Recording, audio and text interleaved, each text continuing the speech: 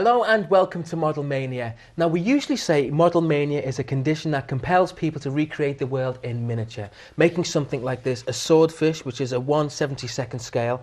But take a look at this. This is also a swordfish, the quarter of the size of the real thing. You've guessed it, today we are going large. We're looking at mega models. And here to help me out today is top model expert Roy Lever. Roy, nice to see you again. Nice to see you again, Kevin. Welcome to the show. Thank you very much indeed. So what is the fascination with large models? Well, it's just so awesome, isn't it? That's the word. Once you build a large model, you really can't go back to building small models like that. And people won't be put off by the grand size of it? No, I don't think so. There were people in the past, I used to get a lot of criticism, but that's because they hadn't got one. Because you've made some famous planes. Tell us about that. Well, the Concorde was the first model Concorde ever to take off the ground. Even the full-size guys invited us down to show them how to do it with their model because they had to drop it from a helicopter. And then, of course, the famous Lancaster that had 7 years flying, now resident in a museum in Germany. Yeah. Well, nice. I'm in the presence of a star here. Nice to see you, Roy. There's no such thing. We've got lots more coming from Roy later on. But living with a large model isn't easy, as we'll be finding out from Dr. Keith Mitchell, whose garage has become a hangar for his hand-built Beaufighter, and he's still got to take the wings off to get it in there. And if that's not big enough for you, take a look at this. A giant B-17 Flying Fortress bomber, just one of the enormous aircraft I saw at a special meeting of mega modelers.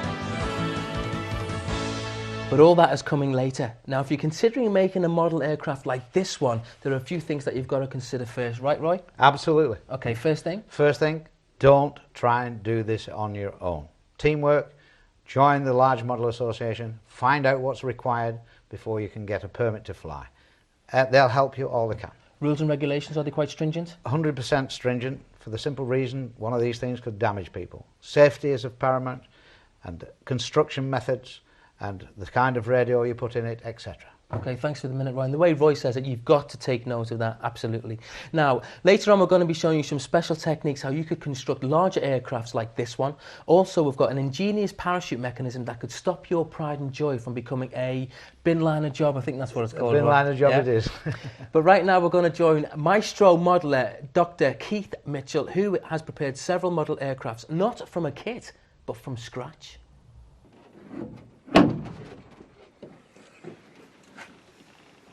I don't know of any other hobby which has so many elements to attract you to it. It has the constructing of it, it has the design of it, the engineering skills, you need some electrical skills, you then have to be able to fly, and that takes a lot, as I've described. And then, at the end of the day, having done all this, you have to be the test pilot. The zing about the hobby is the fact that we risk all that, all those years, all those thousands of pounds, all that endeavour, on a few seconds of this thing happening on its first flight. The Beaufighter has a very nasty reputation as a Second World War aircraft. It was a lovely flying aeroplane, not very fast, but it was known for the fact that it was very, very heavily armed and could carry all sorts of different things like depth charges, and the model I have here carries a torpedo, which is demonstrated in the flight of it. But it's a beautiful aeroplane in the sky, and it's one of the nicest scale aircraft that I've ever flown. Keith's first foray into giant aircraft modelling produced this. A Dam Busters Lancaster bomber. It had a wingspan of 16 feet, took over 10 years to build, and crashed tragically after only 2 years of flying. Within a week of crashing the Lancaster, I cut the side panels of the Beaufighter. It's a bit like falling off a horse. If you ride horses, you know what the instructor says to you or the person who's teaching you. Get straight back in the saddle and ride again. My aim always is not only to produce a good model, but is to produce something which, when somebody who knows something about aircraft looks at it, is given a sense that this is a miniature real aeroplane, not a model of something. And there are some skills required in giving realism to a model aircraft.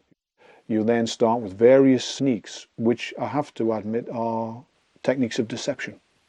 You try and make the aeroplane look like aluminium, and it isn't made of aluminium. Aluminium's too heavy.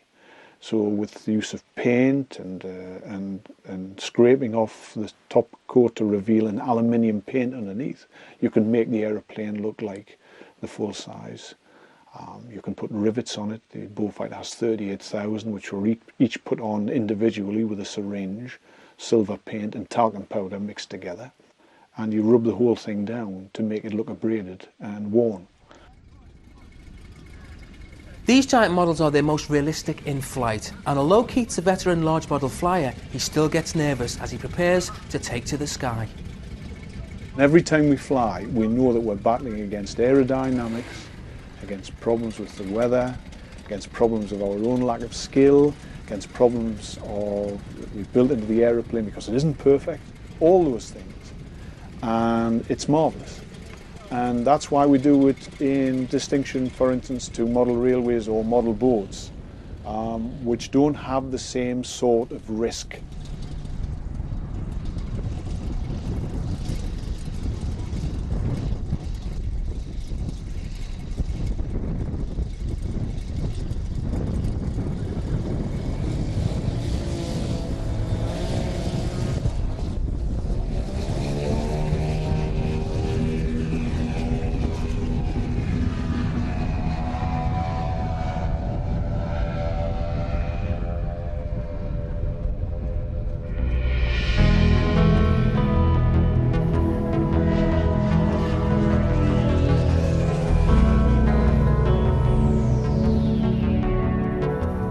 It's impossible to fly such large models without support from a ground crew, especially in very windy conditions like these, at a large model flying event in the Northumberland Hills.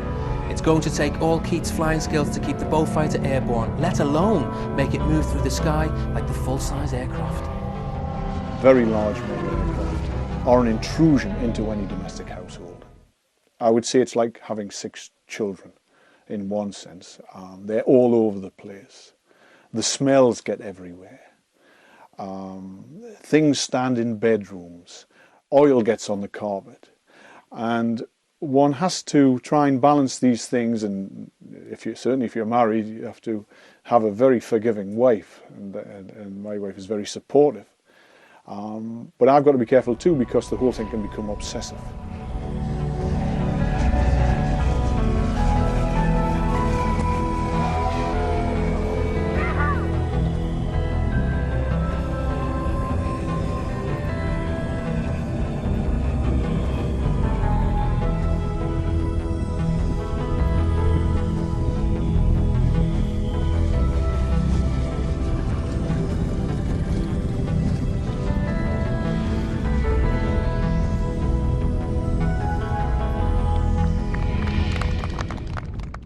Safely down there despite the winds. Now, if you're going to be tackling something as dramatic and as big as Keith Mitchell's Bullfighter, then the materials have to be right. They've got to be strong but not heavy. And Roy's got some top tips in that area. I think they are top tips. I don't see people using them very often, but they are top tips. This is a piece of fibre. Wouldn't hold anything together, that. Well, it would hold some things, but it can be used in a very clever way. First of all, it doesn't weigh anything, does it? Light as a feather. So when we add it to a piece of balsa wood like this, it's really no weight disadvantage.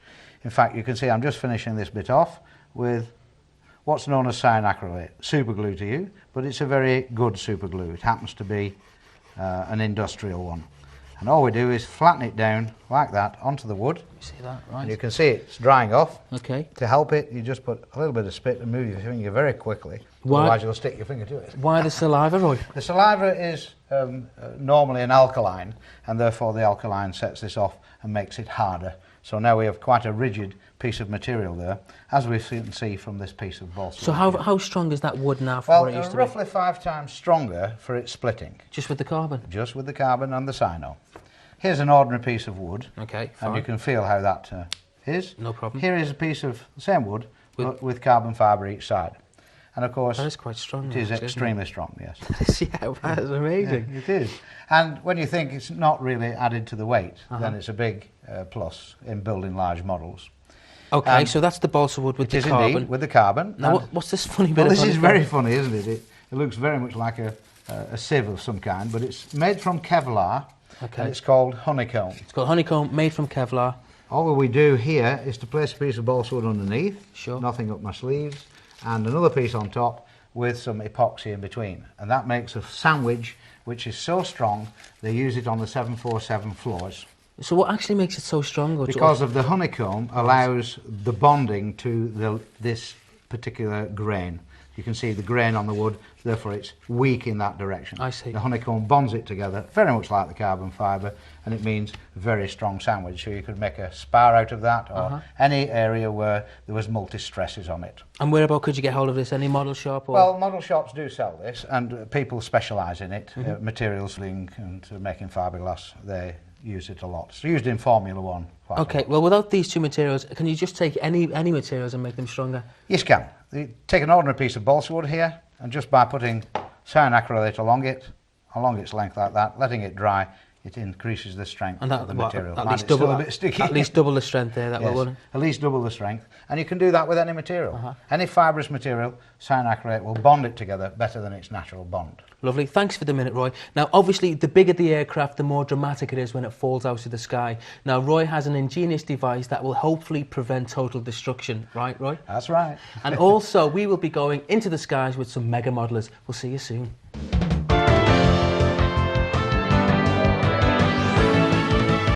Welcome back to Model Mania, the show for everyone with a passion for model making. And today we're looking at enormous models. And Roy Lever is getting stuck into glue. Why, Roy? Well, it's better than nailing things together to fly.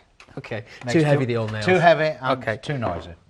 And what we want to look at first is a well-known epoxy. And that means we have a catalyst in one bottle and an epoxy ester in the other. And it's absolutely essential that these are mixed correctly. First thing we do is to make sure there is an even volume of each material. Okay. We're only using a small piece here because it's a demonstration, and the first thing to do is to move one into the other, stir in one direction and then reverse it, and you'll see very quickly it becomes a milky colour. And that's the colour you're looking for? That means we can now use that. Okay. And when having used it, we get 5 minutes. If we don't mix it correctly, of course, it never sets. Okay, so how much would the bottles cost? About £9 to £10. Okay, and could you finish a model? Because obviously we're doing big models certainly. today. If it was a big model, you'd probably need 2 or 3 bottles like that. But okay. So what? There is no replacement for epoxy glue. Okay. Well, you do a bit of mixing with that, Kevin, while I just demonstrate this rather amazing thing we found with ordinary PVA. This is the ordinary white glue that modelers use 9 times out of 10 on an ordinary model. And to double its strength, all you do is rub it into both surfaces, make sure it's nice, put them together like that, and then put a little bit of cyanacrylate on one end, and it'll run right the way through like that and stick on your finger like it's doing there. And how did you come across that mixture? This was just an accident. Yeah. I'd forgotten that we'd actually done it with the white glue already, and I put some cyanacrylate on it, and lo and behold, it's so strong. Got a nice little mixture there. A lovely mixture. Well, I shudder to think how much glue it would take to hold together a giant B-17 Flying Fortress bomber. Probably a lot, do you think? An awful lot. Well, I tell you what, somebody had to do it. Take a look at this. Now, Dave, the word model springs to mind, but it's a slightly bit bigger than a model, isn't it? It's a very large model, yeah. It's 18'6" wingspan. It's a 1/6 scale B-17 Flying Fortress. I mean, I was amazed to see it in the air. What kind of reactions did you get from other people? Oh, I mean, wherever you go with something like this, I mean, everybody stands and watch. They all stop flying and come and watch something like this, because it's you don't see one of these every day. Absolutely models not. of this size. And when you get on the controls, the pressure's on, everybody's watching, Oh, and yes. you've got to fly it. Yeah. you always feel, even if the conditions aren't quite right, you always feel tempted, even though you shouldn't do that. To fly it, but it's quite pleasant to out there. Yeah. A bit breezy. But Well, speaking of the conditions, how difficult or how easy is it to fly such a plane like this?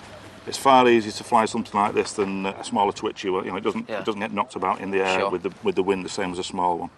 It's quite famous, this aeroplane as well, isn't it? This one is 909, yeah, the one we've actually copied. It was based at Bassingbourn in Cambridgeshire, but it did the most recorded bombing missions in the war. The replica of this one is still actually flying in the United States, really? Around the air shows, yeah. So it's most well known. It's known as 909, it is the most well known B-17.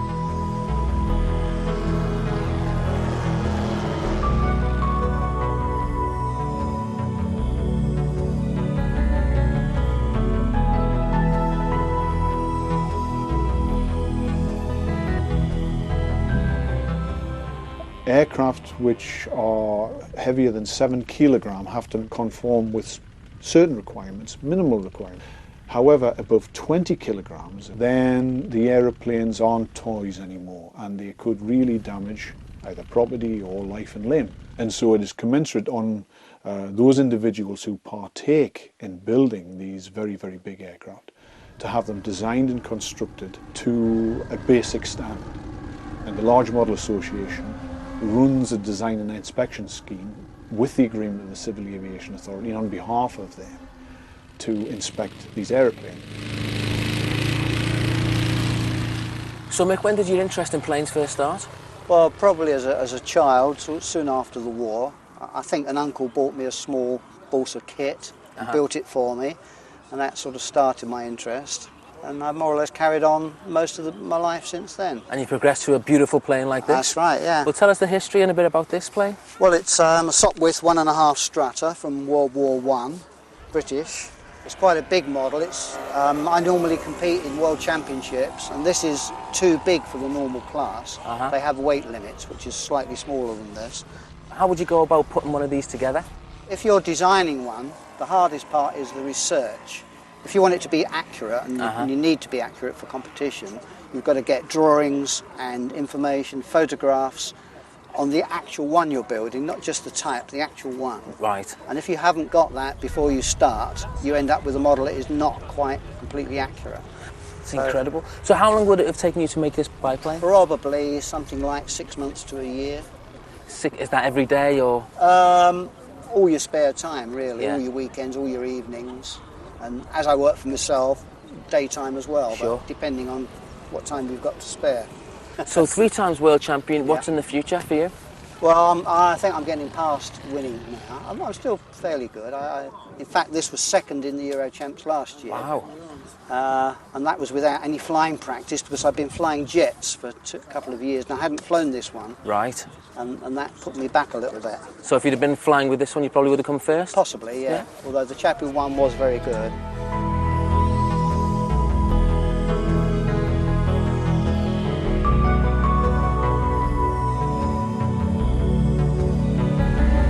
It's a Supermarine Sea Otter which superseded the Walrus.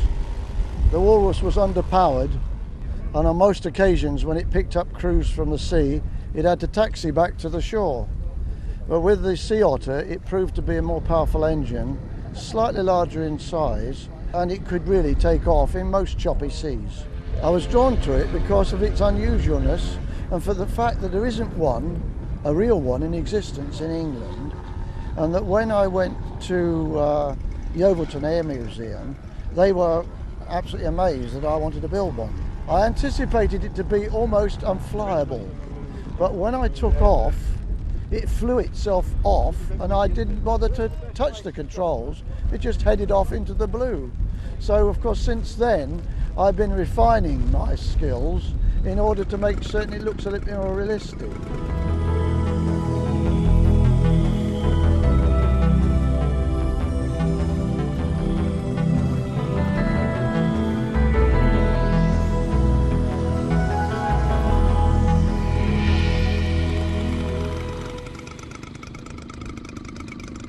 Perfect landings there.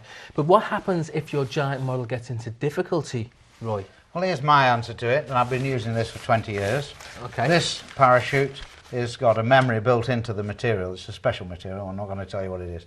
And you can see the answer. It automatically comes out. I'm not going to let you get off the hook that easy. It's a special material. What kind of material is it, Roy? Well, it's just one of those things I like to keep to myself. It's something I thought of at 3 o'clock in the morning. Right, okay, fair enough. And why has it got a hole at the top? Well, there? that's to stabilise the parachute. When it opens. When it comes out, the air can come out of the parachute, so it stops it spilling around and makes it more stable.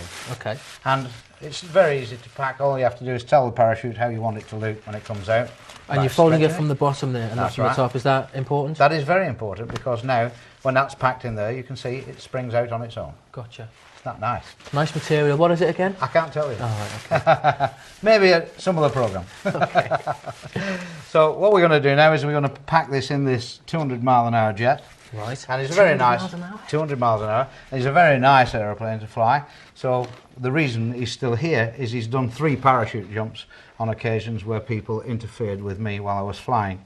And that's very sad, but it does happen to the best of us. So what made you come up with the idea of the parachute? Well, it was the itself? only damn thing I could think of when I'm doing films and shows where there are people at risk. Right. And we can't afford to do that anymore. So here we are, we'll just lock him into there. Hope it works first time. It's reasonably worked. There we go. So that locks into there. That locks into there, and now already. you can see that the parachute is inside the cockpit and trapped by this little servo that we've just operated. Okay, so how do you know when? How can you tell it to open if you can't see the plane, or if something's happening? It does that automatically. The receiver has its own computer, and it knows when your battery's flat, for instance. Right. And so battery's flat, it'll just open straight It away. will indeed, instantly. Right. And it shuts the engine down as well, because obviously you can't be doing 200 miles an hour when the parachute comes out. Yeah. So we shut the engine down first and then blow the parachute. Right. And the other occasion is when, as we've got now, for instance, somebody's flying along and saws up your tailplane, then you can manually blow it off. This is a manual blow-off. Yeah. There it goes, and out comes the parachute. So obviously when you're up in the air, you're doing 200 miles an hour, that parachute goes straight to the back. Straight to the back, and it self-levels because it's on strings that automatically set the parachute as the airplane slows down to become over the centre of gravity. And that's just by this piece of nylon wire there? Yes, this is £500 fishing line, Right. which is very good. £500 fishing line, that £500. takes you to the centre of the model and holds it up. It does indeed. That is incredible. Well, it's now the role and the law, indeed, in America. So this is not just used for models? No, it's used for full size. I see. Every model I've flown in shows and for public and for films for the last 20 years has always had a parachute system, and it's always saved my aircraft. And how has it been received with other modellers? Well, they think it's a gimmick. Really? But they don't have perhaps the kind of experience I've had. Such near-dos before we had the parachute system. And now I feel like I've got a lifeboat, Yeah. if anything But they goes think wrong. it's a gimmick, and you're talking about safety, aren't you? It is strange, isn't it? Yeah. But that seems to be the general feeling. Of course, now it's been accepted more or less all over the world as an idea. Then the Americans are making it a condition of having a light aeroplane. Right. Well, people are looking at this seriously again. Now, I didn't invent the parachute, that was a Frenchman, but I invented the idea of putting it in a model. Well, let's be airplane. thankful that they're looking at it more serious now. I think Roy. they are. I think there's no doubt about that. Roy, it's been a pleasure having you on the show. Nice Thank you seeing again, Mr. Kevin. Roy Lever. Thank Really you very nice much. working with you. And thank you for watching Model Mania. Who knows, next time it could be locomotives, planes, trains, or even rockets. One thing's for sure, join us next time on Model Mania.